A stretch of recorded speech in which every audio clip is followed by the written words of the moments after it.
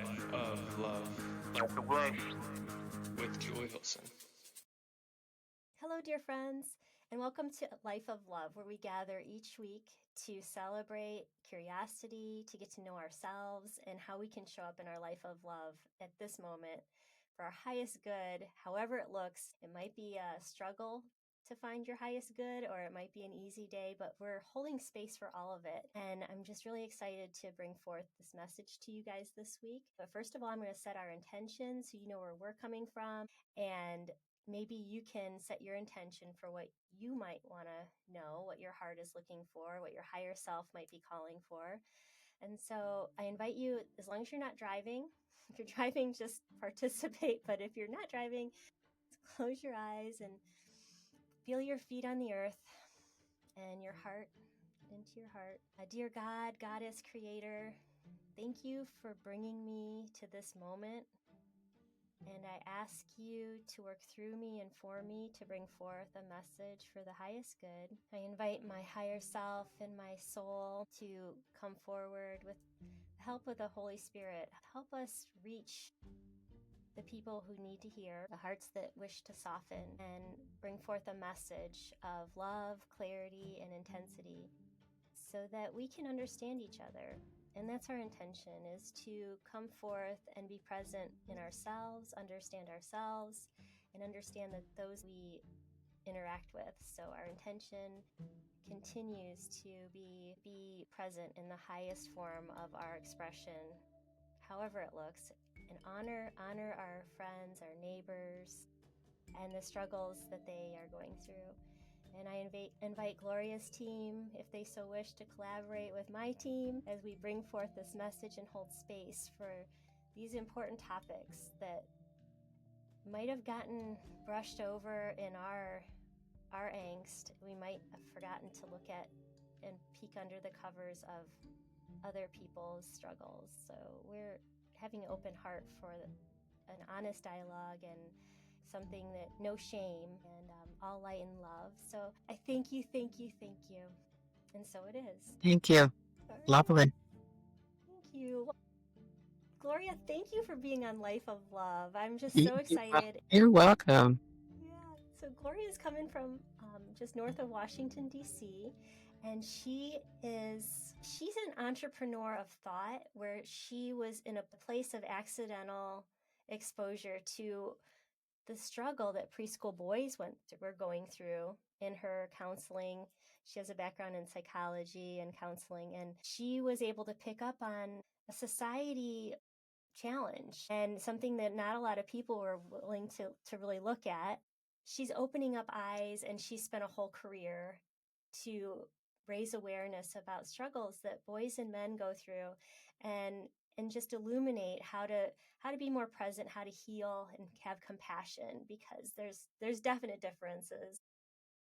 And when those differences are honored, they can be celebrated versus hidden or ignored. And it's a beautiful thing when a man can be vulnerable and share and be in his strength and be supported. So I'm so excited, Gloria. Thank you for being here. It's You're welcome.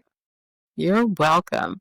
So I fell into understanding boys and men. I didn't go out after it. It came to me.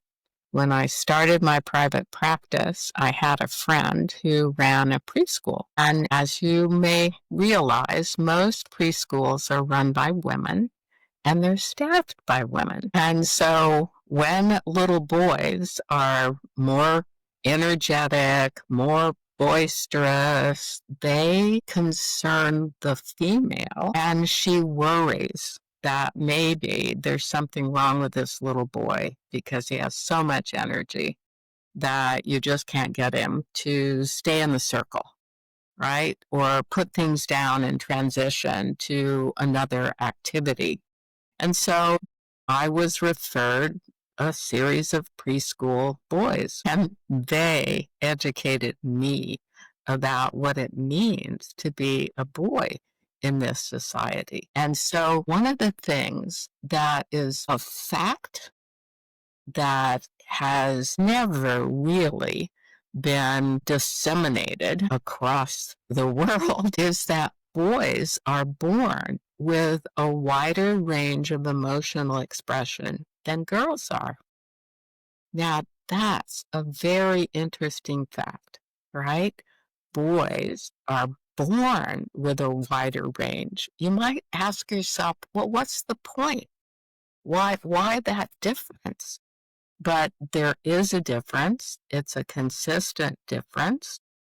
And so boys go higher. They get more excited, more exuberant. They also go lower. They get sadder, more worried, more anxious, more depressed than girls do. And Gloria, you're blowing. You're. it's a mind blower, isn't it? I mean, what would be the Yes. function of And that? this is why I'm exhausted sometimes around my husband, because he's just Mm-hmm. like, Right, I'm just like, I just want to chill. And he's like, right, when he's sick, he's super sick. And I'm picking on my husband, but he mm-hmm. knows. Yeah, Right. it is a roller coaster. Oh my gosh. And And why? that's normal and natural for the male, right? And then just like you did, right? You're responding to your husband, but the truth is mothers respond to their infant boys in exactly the same way. They have no intention to cut off these feeling states, but when a baby boy, right, kind of gets more exuberant, louder, has more intense energy, mother changes in some way, right? Maybe And it's they're so facial sensitive, so they, expression, yeah. maybe it's body posture, but they do something that sends a message to the boy that mom's not comfortable with Yeah, and they that. pick up on them, you the mom being uncomfortable because they're already Right. extra sensitive. Right. And that's the goal of an infant, right? Infants come into the world emotionally brilliant. That's their survival mechanism, right? Mhm. That's why you could take a very healthy, well-fed, well-clothed infant and put it on the steps of a church, all right? And it will start to cry because it's emotionally brilliant. That infant knows I've just been left, all right? That infant reads the entire setting. I tell people if you want to know who to trust when you're at a family reunion, pass a baby around the room, right? Because the baby will be comfortable and relaxed in somebody's lap, and then they get passed to somebody else, and the baby will start to fidget, right? And to somebody else, the baby will start to cry. The baby is not hungry. The baby does not need a diaper change. The baby is telling you clearly, this adult is not trustworthy. I am not safe in the lap of this adult. So reading emotion is the magical skill set of all infants because they need to be able to do that for survival, right? And so a boy, like a girl, reads mom's feedback and then modifies his behavior, his emotionality. So just in that normal, natural exchange with mother who's not comfortable with these higher ranges and lower ranges of feeling, the infant male narrows his expressiveness. And that's powerful, right? We really need to be able to understand the impact of that for an infant. It's a mind blower. Yeah. And so that's across both genders. But then when is there a demarcation where, or well, maybe let's explore how this bonding or this attachment is affected when they modify behavior based on the mom saying, "Oh, this is not okay. You're not going to be part of the clan. You're not going to be part of the family if you're showing these highs and lows." And how does that affect the preschooler and how do they feel like, oh, I'm at school, I can go explore these high and lows, or what's the behavior effect? Yeah, I think it's hard to completely eliminate, right? The highs and the lows. So as a boy, I'm still going to have access to some of that. And there are places where I'm going to go into those territories. But Okay. as a culture, right, we have the notion that boys should not be expressing kind of tender emotions. We want them to be strong. We want them to be brave. We want them to be courageous. We want them to explore and take risks. But, we don't want them to be tender or sad. I give this example numerous times, but on a playground, at the mall, just observe families, right? And notice that if a girl comes off the playground and is crying or sad or needy in some way, she will get picked up and asked, "What happened?" Then she can tell her story. A boy, same way, all right? He's hurt. He's coming to mom or dad. He will get asked, "What happened?" If he gives a good enough response, he will get picked up and offered comfort. We treat our boys differently from the way that we treat our girls. We don't do it intentionally, right? It is just a natural part of the culture. We have this expectation that it's all right for girls to express any feeling, but it isn't all right. We're not comfortable when the boy is crying or fussy or anxious or worried, right? We want to scrub that out of their brains, and we do, right? By the time they get into preschool, we've already taught them at that lower end of the emotional expression, being sad, being tender, being vulnerable is something we're not comfortable with. And that's a powerful impact on a human being. You've just taken me and told me there's a range of experience that I have internally, and you've told me don't share it, don't show it, right? And then we marry these men and we wonder, why can't they be tender? Why can't they be vulnerable, right?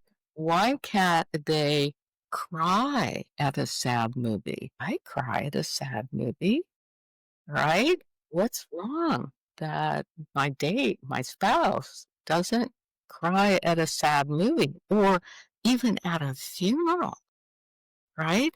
They work really hard not to show those tender emotions. And it's because we have trained them in very early childhood that somehow it's not safe for them to go into that territory. Wow. So I wanted to talk to you about transitions and how these submerged expressions can affect transitions. I don't know what's on the my heart is maybe more talking about life transitions and relationships. So if society is saying, okay, it's not okay to really express, how does that manifest in, like, say, empty nest or the kids? I Yeah. know, I'll just say from experience, my husband, it was harder on him when the kids started school. Like Mm-hmm. the first day of school, he didn't cry, but I could feel that You could that sense, affected him. I was like, you're right. going to be back, you want him to go to school, you got to go learn. And he would Mm-hmm. be like sitting in it more. And I'd be Right. like, what? I mean, you leave him Right. every day And to now go to work. that's normal, that's natural, and that's exactly where I was going to start, right? Okay. That the father quite often has much more of a struggle with transitions, going off to school, going off to college, getting married, right? These big transitions in life. Quite often, it's the father who has a larger emotional reaction to them. And in part because he's been restricted in expressing emotion along the way. And so there are all of these pieces of tenderness that have built up, all these pieces of connection that have built up, right? And his heart is full of them, his brain is full of them. And then here goes the preschooler, right? Off to school for the first day. And they just come flooding back. It's emotional expression that they have housed, they've internalized, but didn't express at the time in the way with the intensity that they were feeling it. And so at different markers in life, they'll just come flooding out. There's no way to hold it back, right? And Graduation it's that transitions are that's powerful over. too. Like all the things I wanted to do with my up to 3-year-old, I lost that. I can't get it back. Time has passed. And this next transition, and you can't get it back. So I think Right, it's mourning, right. like you said, in the unexpressed, and it's just hanging out in their hearts. Excuse Look at your own experience with your children before they headed off to preschool. Look at the years before that. You would find that you have expressed tons of emotional experiences, right? You've talked about emotion, you've felt emotion, you've expressed emotion, right? If they've been injured, maybe you've cried about that. If they've been excited about something, you've been joyous with them. Whereas dad has just kind of been, right? Just kind of this neutral tone and not the range of emotion that you've expressed, but naturally, right? He's a human being. He's feeling that range, but the culture says, all right, we don't want you crying when your son gets up and walks for the first time. Mom can cry about that, but you can't. All right, you can go, oh, bravo, but tears should not flow, when in fact, that's a joyous occasion, and tears flow in joy as well as in sadness. So I don't Yeah. know the We know a lot of function of men it. have heart attacks, right? Like, Right, right, right, because they have contained so much, and we know that emotion doesn't affect the body. Right? If I'm going to contain feeling states, my body is going to have a reaction to that. Maybe it's ulcers, maybe it's heart trouble, but my body is going to react to that containment. Powerful. it is very powerful. It's amazing. And I feel like we haven't really tapped the power of the male emotion and honored it. And it's sad because then I have friends who are just a step ahead of me, where they're not just empty nesters, but they're like becoming grandparents. And yeah, and it's, I think it does get hard when, That's okay, all so the powerful. attention is on the husband, and all of a Yes. sudden there's a grandkid, or the kid comes back from school to like live and work, and all of a sudden this female attention is split up again. Mm-hmm. And there's a lot of men who are like angry. Grumpy old men isn't just a movie, like it's a real thing. And when It men is. feel bad, it's like it's really visceral, and it's almost like they want to like wallow in it a little bit more than we do. So I don't Well, know how.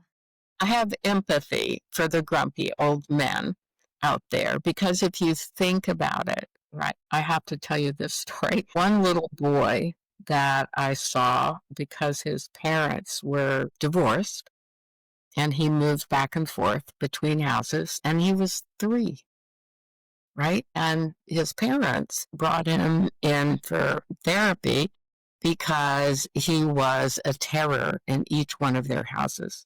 He was not comfortable in either place. And he transitioned 1 week with mom, 1 week with dad.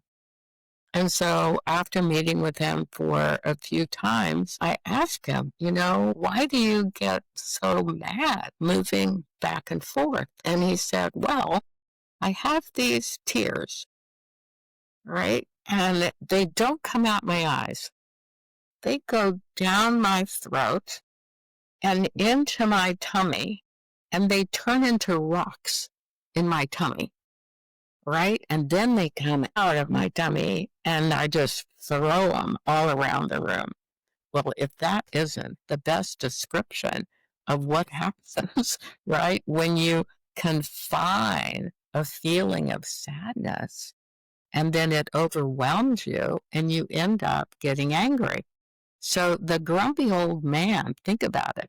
This is a person who has swallowed feelings, swallowed feelings, swallowed feelings because the culture says you're not to show these soft feelings, right? Don't cry at movies. Don't cry at your kid's graduation. Don't be tender with your children, right? They have swallowed this rule about how to be a male in this society. And so they have every right to be grumpy and to be irritated, but they need someone to really understand how important it is to release all of that tension, to kind of unlock those feelings and do what this little boy did, right? Which is, yeah, let's get them out, right? Let's express them, but not like rocks that you throw around the room, but in genuine understanding of, I'm sad to leave mom and go to dad. I'm sad to leave dad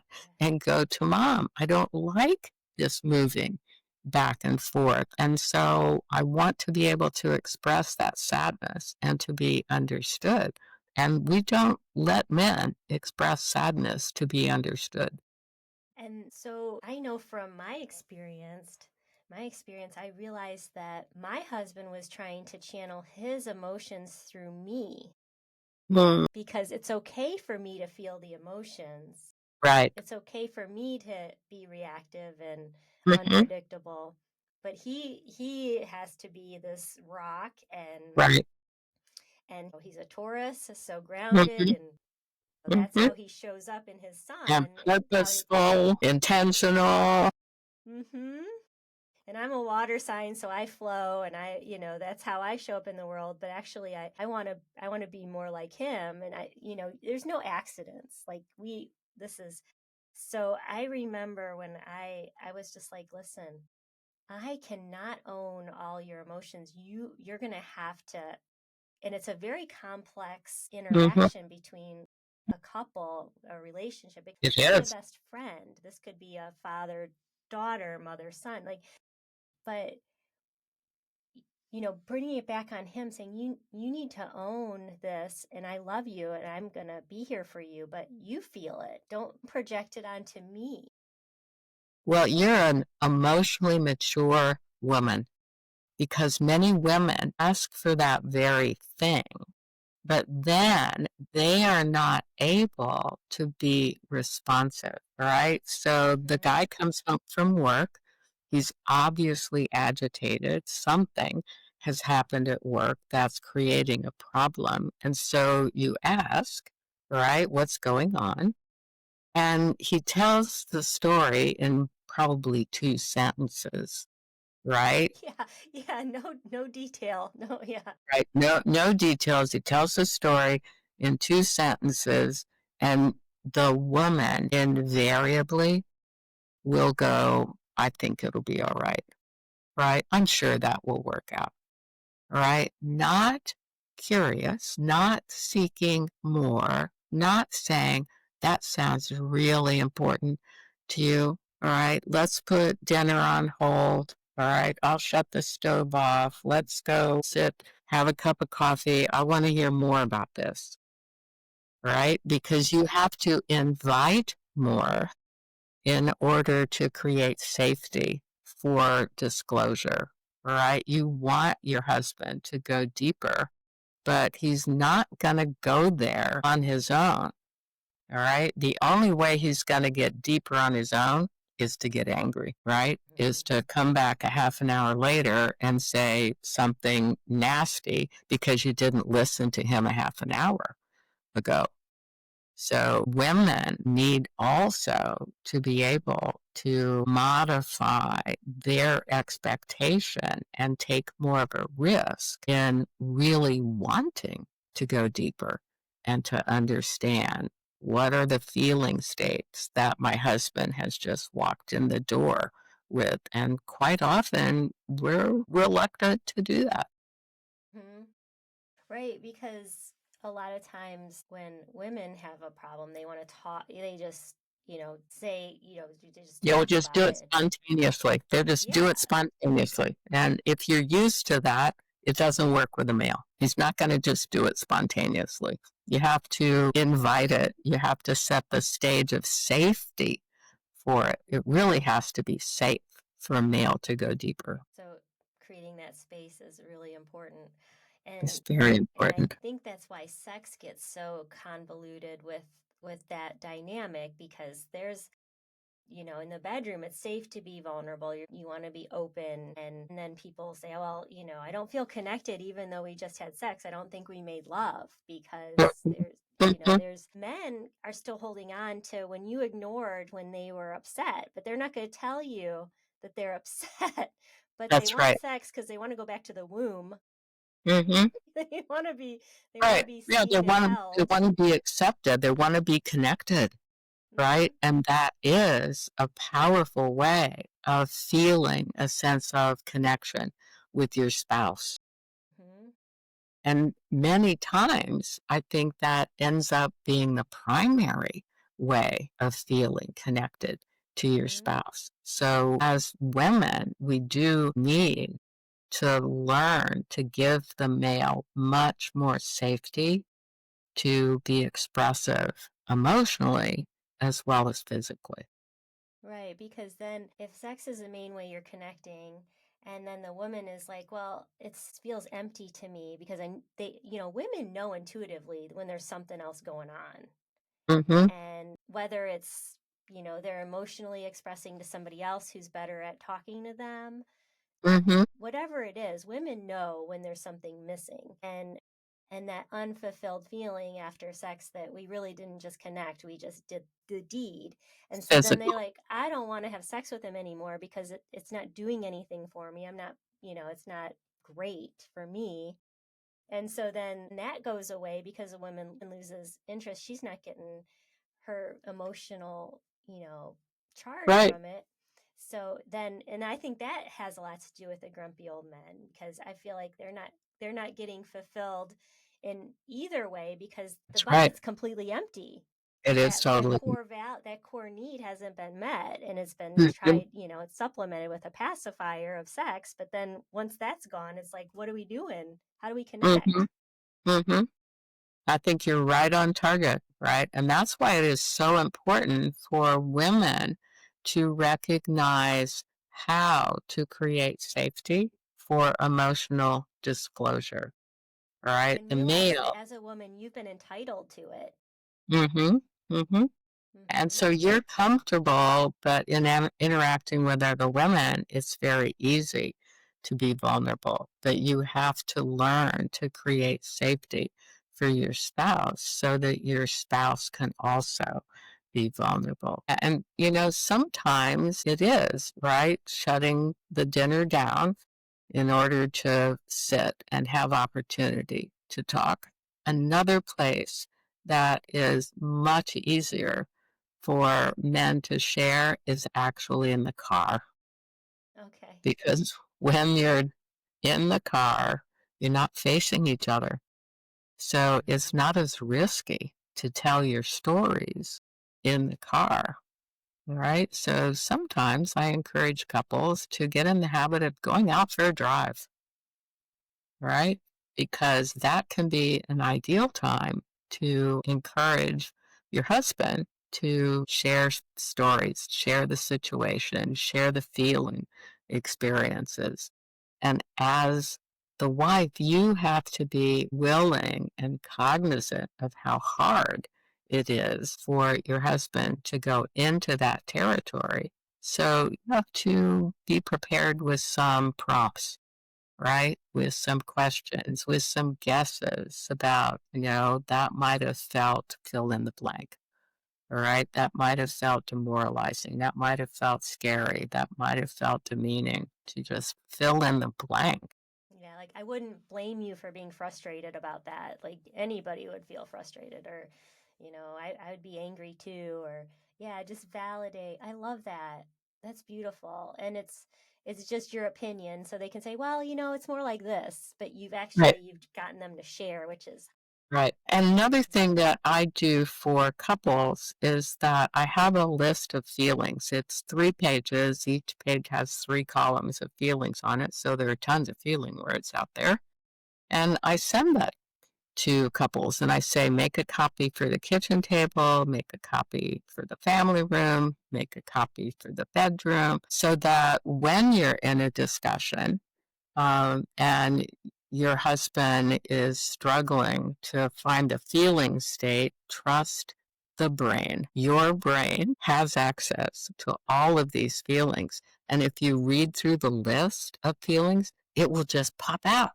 It will just automatically, I'm feeling that. I'm feeling that. Your brain knows, is still brilliantly processing feeling states and can identify them easily. And then you have labels for your feelings that you can hold on to the next time, right? Now you'll recognize that feeling. I was feeling insulted, all right, when my partner did this in the office the other day. Or I was feeling demoralized, right? Words that are not normally a part of your vocabulary will become a part of your vocabulary, and they will. They'll just jump off the page and give you then the opportunity to elaborate on the experience. So a list of feelings or a feeling chart with words is really powerful and important. I love that. It seems so simple, but very powerful. It's free, like feeling chart. Right? It's easy, but very complicated. Yeah, well, it's messy. It's messy to be like completely honest with yourself and say it out loud. And it's been weeded out of our culture. It has. I have one more thing I want to talk about, and then we're getting close to our time. But in that Mary Ellen Flora book I was telling you about, the male and female energies, something I'm reading it for the second time because it's it's just full of stuff. But one thing I wanted to talk to you about was she explores the difference between male social structure and female. And Hmm. I wanted to bounce this off of you. Her observation is that men, maybe it goes back to hunting clans in part of our epigenetics, but that men need to have social groups where they feel like they can collaborate and tribe up. Mm-hmm. But then women, we don't, as and these are broad categories. I'm not putting everyone in a box, but there's Mm-hmm. continuums Mm-hmm. on both sides. But all in all, women tend to be more, they want to be like in the space, feel safe. It's more about Mm-hmm. safety and comfort, That's right. predictability, and and so, well, men, they want to go out with like 8 of their friends, and Mhm. it's exhausting to us. But That's have right. you? And you put it in the right place, right? Because you said it's like caveman, right? So think about it, right? The caveman needed to go out, right? Take his spear. He couldn't be soft, tender, afraid, anxious. He has to take his spear, join other men with their spears, right? Track down animals, be courageous, be brave, kill that animal, and bring it back to what's the woman doing? The woman is safely in the cave, playing with the children, Tending the right? fire, With, making right, tending bread. the fire, waiting to cook the food. I mean, it is just, right? It is classic. Yes, men want to gather with their buddies and go out as a group, right? They need, however, a focus. They're not going to share deep emotional experiences with each other. They don't take that risk. Women, when they come together in a group, will take that risk easily, smoothly, right? Sometimes anxiously, sometimes comfortably, but you will never get a group of women together without discovering that somebody goes deeper into an emotional experience. But not with guys, right? Guys are bumping each other and teasing each other and complaining about their work experiences, but not going any deeper than that. They stay on the surface, right? They stay on the top of the water, and women like to dive deeper. So We're I think different. that's why it's beautiful how it's a balancing act. Like we need this flow and this balance Mhm. of each other, and there's no mistake. So I Right. love how you illuminate how we can balance better. How can we support each other? Women, we've gotten so much attention with us exploring our more masculine tendencies to go out and produce and to create in the world, and now I think it's men's turn to understand or to be honored for their other side of their psyche, or white Right. male For that, privilege or they whatever. have a It's like, okay, there's more than natural that. access. They have a natural access to feeling states on the negative end of the continuum, and it's safe to go there, right? It makes you real. And I have said many times, it's going to be much more important in the future that we help men to go there because there will be more free time with artificial intelligence. I talked earlier about, maybe the woman needs to stop making dinner in order to go sit down and pay attention to this story. But what if the robot is doing dinner, right? Then what's going to happen, right? There's going to be more opportunity for free time and free interaction. So we do need to be able to understand each other and give each other permission to access the full range of emotions, or there will be more domestic conflict. It Hmm. just can't be avoided. Right. And I love that you said that, because we need a substitute for TV. Like, if you have dinner, do the dishes, sit down and watch TV. You can only do that for like 45 minutes to an hour. I'm sorry. Like, you're not going to watch a whole movie. Mm-hmm. And if you have this free time and you didn't spend that much time making dinner, you need an activity. You need something in common to build that bond, to explore these things, like you said, in a safe way, whether it's a physical activity or sitting around a campfire talking. Mm-hmm. And you can't rely on the TV programming to be your connection. And Right. I think that's a really easy thing to slip into with how many different channels we have, and so much is Mm-hmm. on demand, and you think you're in control, but do you want to spend your free time staring at a screen when you're on the computer most of the day anyway? Or, so I Mm-hmm. love that you illuminated that I appreciate that insight.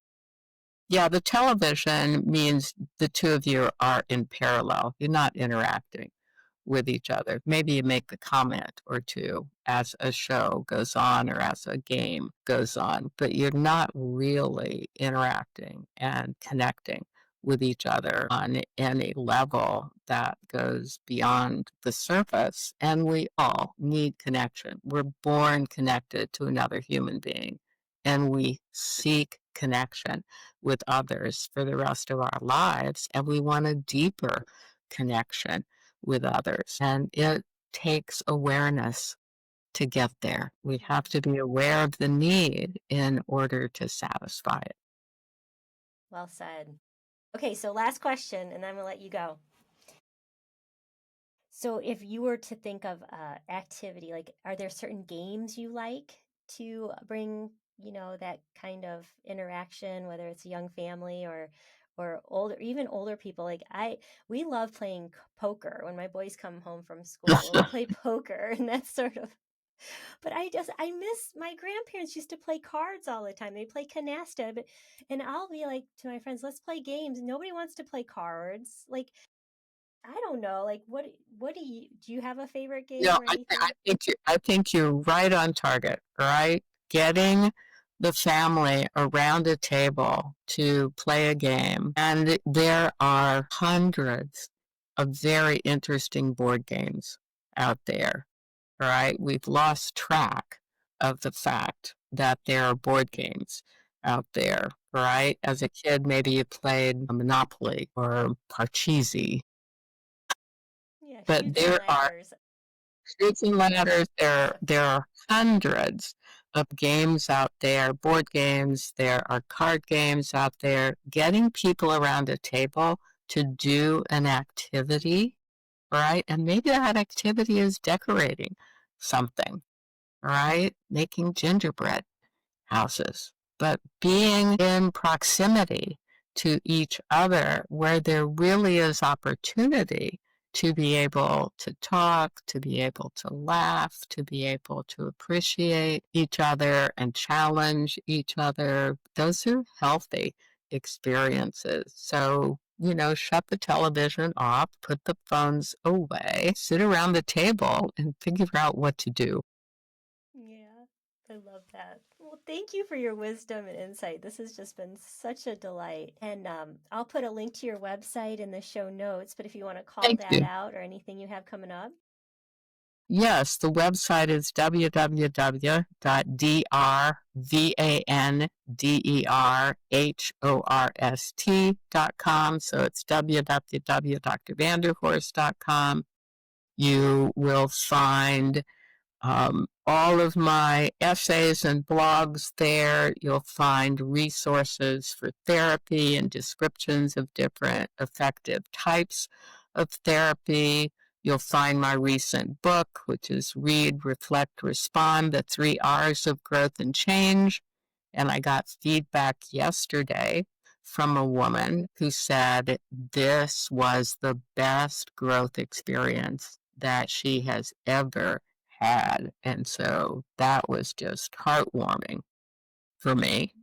And it's a very different kind of blog essay book because there's an essay on one page, the facing page is blank, which gives you access not only to words, but we store things in terms of actions. So you can draw, you can scribble, you could tear the page if you want. You'll run the essay on the other side and have to tape it back in order to read it. But it is a book for people who want to explore themselves and want to grow socially and emotionally. And you can find it on Amazon or walk into any bookstore and they will order it for you any place in the world. Hey, well, thank you. Congratulations on that. Thank It's a you. legacy, really is. It is. It is. I've enjoyed talking with you. Thank you, Julie, very much. Thank you. I appreciate it. I can't wait to share this.